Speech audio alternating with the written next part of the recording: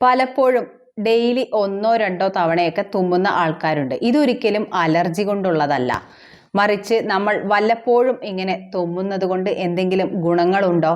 തീർച്ചയായിട്ടും ഉണ്ട്. നമ്മുടെ ശരീരത്തിന് തുമ്മുന്നതിന് ബെനഫിറ്റ്സ് കൂടിയുണ്ട്. അതായത് ഇങ്ങനെ തുമ്മുമ്പോൾ മൂക്കിലുള്ള ബാക്ടീരിയാസും വൈറസസും ഒക്കെ പുറത്തേക്ക് തെറിച്ച് ഇത് പുറത്തോട്ട് പോകും.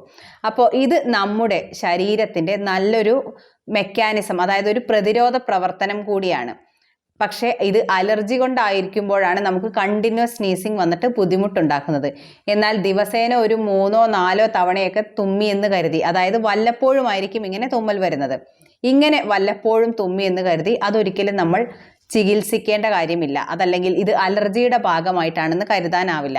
മറിച്ച് എന്തെങ്കിലും വസ്തുക്കൾ, ഒരു ഫോറിൻ ബോഡിയോ അതല്ലെങ്കിൽ വൈറസോ ബാക്ടീരിയയോ ഒക്കെ മൂക്കിൽ കുടുങ്ങിക്കഴിഞ്ഞാൽ അതിനെ പുറത്തേക്ക് കളയാനായിട്ടുള്ള ശരീരത്തിൻ്റെ ഒരു മെക്കാനിസം ആയിട്ട് കരുതാം. അതല്ലാതെ എപ്പോഴെങ്കിലും ഒരു തുമ്മലുണ്ടെന്ന് കരുതി ഓടിപ്പോയി നമ്മൾ ചികിത്സിക്കേണ്ട ആവശ്യമില്ല.